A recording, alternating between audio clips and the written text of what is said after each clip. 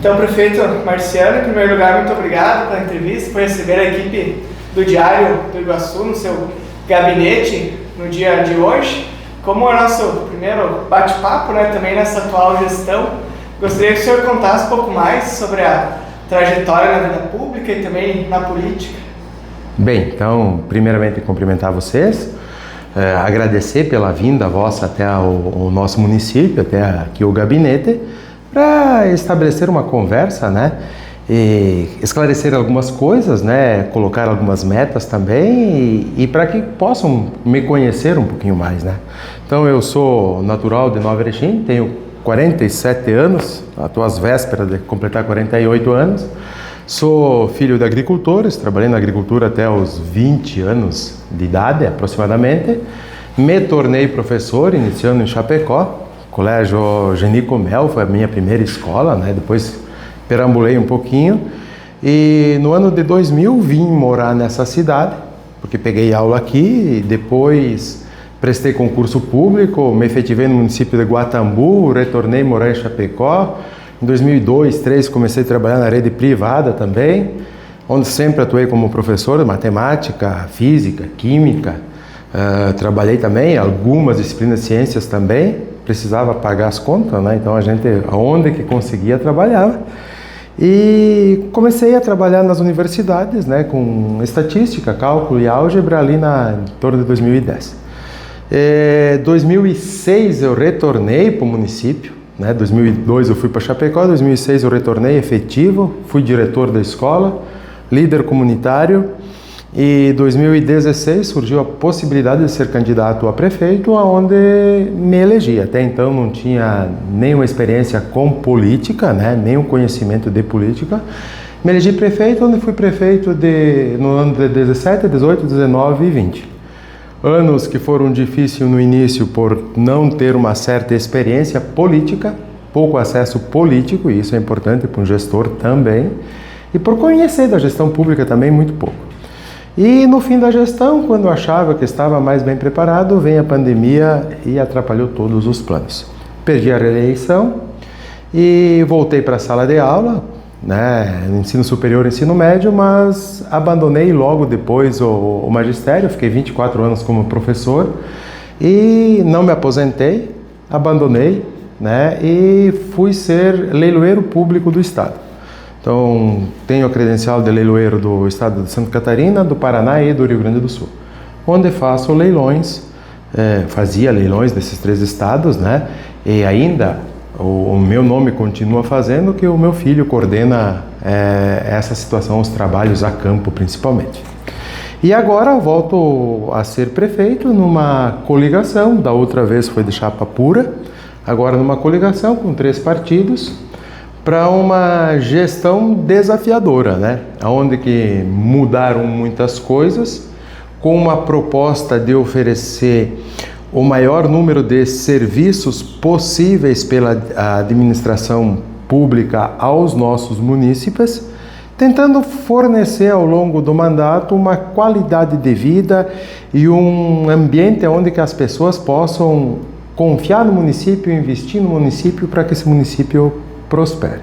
Então, o resumo da minha vida é agricultor, professor de matemática, pós-graduado, com mestrado na área também, depois prefeito, leiloeiro, volto a ser prefeito novamente.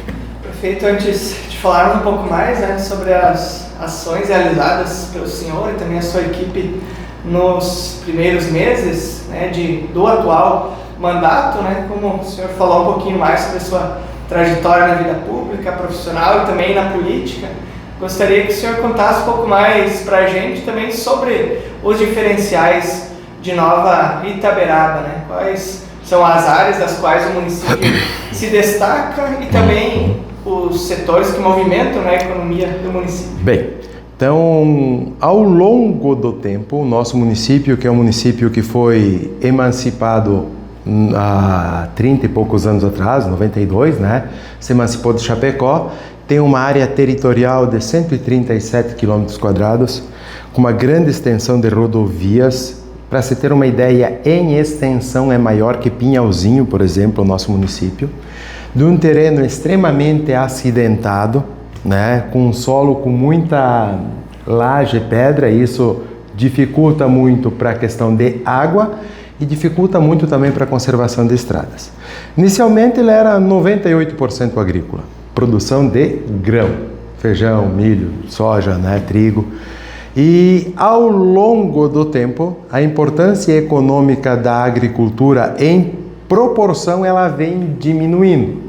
A indústria nossa começou a crescer.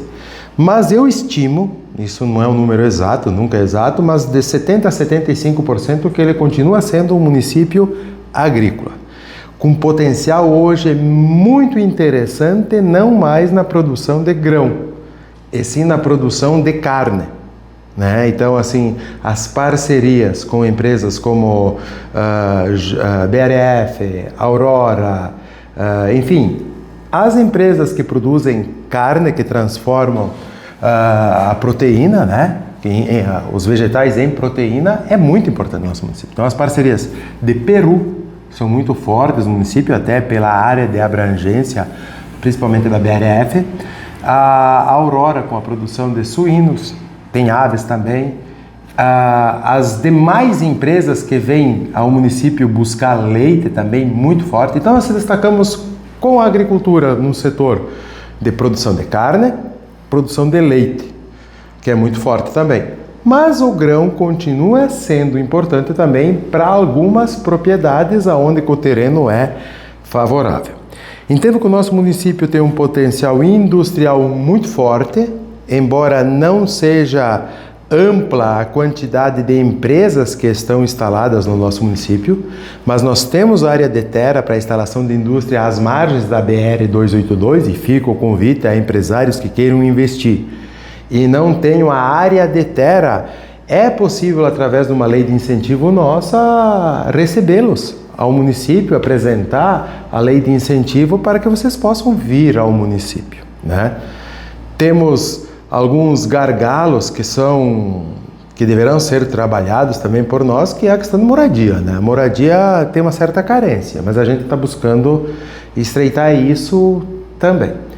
E eu vejo que o nosso município tem um potencial turístico a ser explorado muito interessante, que alguns empresários já têm projetos andando no município, de pontos estratégicos no município de explorar.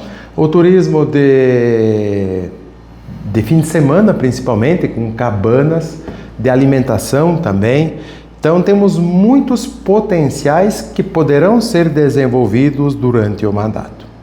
Então, mais ou menos o resumo do nosso município é este. Feito nesta atual gestão, que começou, né, no dia 1º de janeiro, quais foram as primeiras ações realizadas pelo senhor vice-prefeito e toda a equipe no início, então, da administração?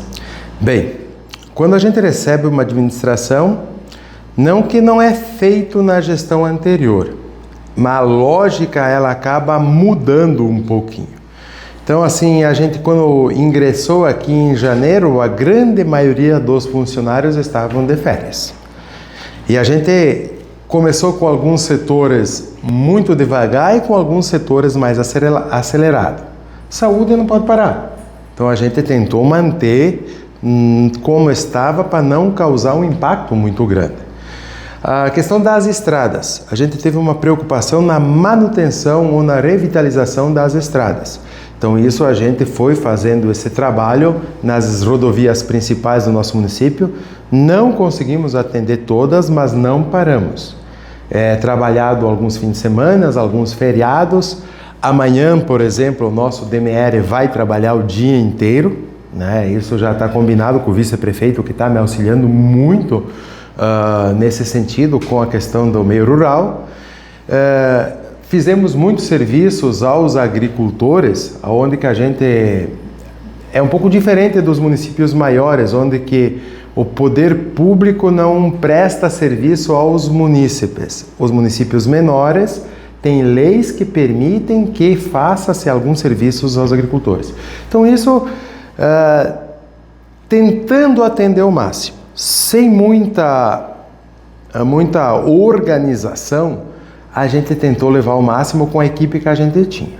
A partir de agora, a partir do mês que vem já, a forma de se fazer isso, as equipes estão se completando, a equipe de governo está se completando. Eu defendo muito o controle dos gastos aqui, então a gente está usando ou contratando ferramentas para que se tenha controle, para saber o que é feito no município, e isso a longo prazo vai gerar economia. Então vai ter uma organização maior com as equipes montadas. Então foi dado uma atenção muito grande para a questão da manutenção de rodovias. A saúde está sendo feito reformulações. A gente pretende, após os 100 primeiros dias de governo, aonde que tem as mudanças mais gritantes, né? A gente pretende dar uma nova cara para a saúde, fazendo o turno estendido. A ideia hoje é atendido até às 17 horas. A ideia nossa é atender até às 22 a saúde aqui no município. Vai gerar um custo maior, vai precisar de mais pessoas, mas é em prol da população, acredito que vamos fazer isso.